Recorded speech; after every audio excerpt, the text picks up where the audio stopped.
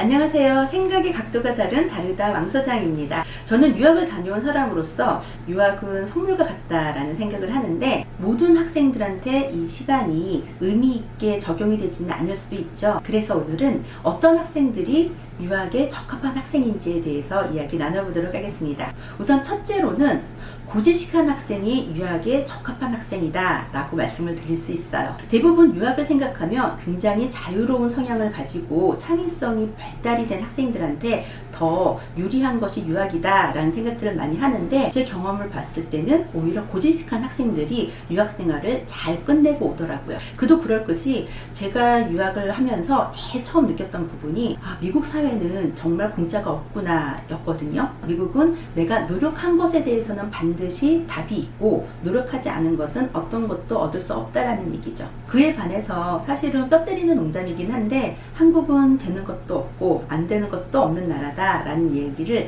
간혹 하게 됩니다. 한국에서는 아무리 노력을 해도 얻지 못하는 것이 있고, 반대로 내가 노력한 것보다는 요행을 통해서 무언가를 얻게 되는 경우를 주변에서 가끔 보기도 하죠. 그런데 미국은 그렇지 않은 것 같더라는 거죠. 고등학교 내신을 예를 들어서 이야기를 해볼게요. 한국에서는 중위권 학생이 한두 번의 시험을 통해서 상위권으로 올라간다는 게 정말 어려운 일이죠. 사실 중위권 학생이 아무리 전속력으로 달려도 상위권 학생은 이미 나보다 앞선 자리에서 가속이 붙어서 더 빨리 달리고 있기 때문에 따라잡기가 굉장히 어려운 거죠. 실질적으로 수능여고 그 쌍둥이 자매의 그 시험 유출 사건이라고 얘기할 수 있죠.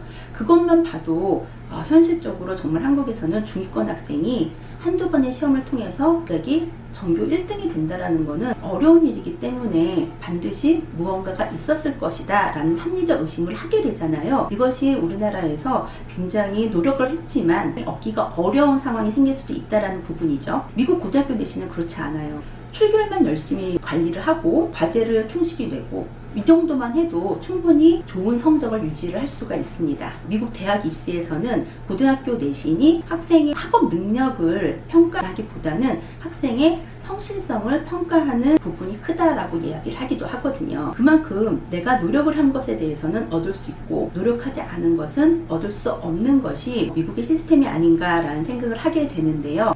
만약에 순발력으로 내지는 벼락치기라든지 이런 방법을 통해서 뭔가 결과만 얻으려고 하는 학생이라면 아마 유학을 통해서 의미 있는 시간을 갖기는 어렵지 않을까라고 생각을 합니다. 하지만 과묵하게 그냥 주어진 대로 고지고대로 내 할 일을 충실히 해내는 학생들 같은 경우는 좋은 성과를 얻을 수 있고요. 그런 과정을 거쳐서 자유로운 표현과 창의적인 생각을 할 수 있는 학생으로 성장을 하게 되는 거죠. 미국 교육 자체가 학생들에게 정답을 요구하기보다는 다각적 시간을 가질 수 있는 그런 부분을 요구하다 보니까 그 과정을 충실히 해낸 학생이라면 당연히 창의적인 학생으로 성장을 할 수밖에 없다라는 거죠.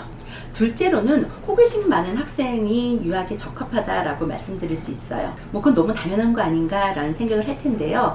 물론 호기심이 많은 학생들이 학부열도 높죠. 그런데 단순히 학부열 뿐만 아니라 새로운 것 자체에 대한 관심이 많은 학생들이 있어요. 예를 들면 해외여행을 가더라도 라면이나 고추장을 챙기기보다는 현지식을 경험하는 것을 굉장히 즐겁게 생각을 한다든지, 아니면 새로운 음식을 시도해보는 거에 대해서 전혀 두려움이 없다든지, 이런 성향을 가진 학생들이 유학에는 적합하다라는 거죠. 컨텐츠, 즉 내용을 내가 알아서 나의 지적 호기심을 채우겠다라는 목적을 가져야 된다는 얘기예요. 이것보다는 혹시라도 결과를 통한 성취감을 더 큰 목적으로 두고 있다면 어쩌면 유학이 안 맞을 수도 있어요. 그렇게 생각하는 학생들은 대부분 그냥 학위를 받으러 갔으니까 그 목적 달성만 하면 되지 라는 생각으로 거기에서 좀 더 적극적인 미국 생활을 하기보다는 좀 편하고 익숙한 걸 찾게 되는 거죠. 예를 들면 친구를 만나더라도 한국 학생들하고 한국 문화를 즐기며 한국말로 이야기하다가 나중에 학위 하나 달랑 들고 오는 경우가 생기는 거죠. 그런 경우를 우리가 뭐라고 얘기하냐면, 옆집에 누구누구 유학 갔다 왔는데 유학 갔다 와도 다른 거 하나도 없더라 라는 조롱 섞인 비난을 얻을 수도 있게 된 상황이 된다라는 거죠. 그래서 만약에 유학을 간다고 한다면 이왕 온 거 조금 더 다양한 국가에서 친구들을 만들어가고 내가 조금 더 적극적으로 미국 문화를 알려고 할 필요가 있다라는 거죠. 그런데 이렇게 얘기를 하면 당연히 유학 갈 때는 그러려고 가는 거 아니에요? 아닌 학생도 있어요? 라고 생각을 할 수도 있어요. 그런데 이거는 우리가 단기간 여행을 가는 거랑은 다르다는 말이죠.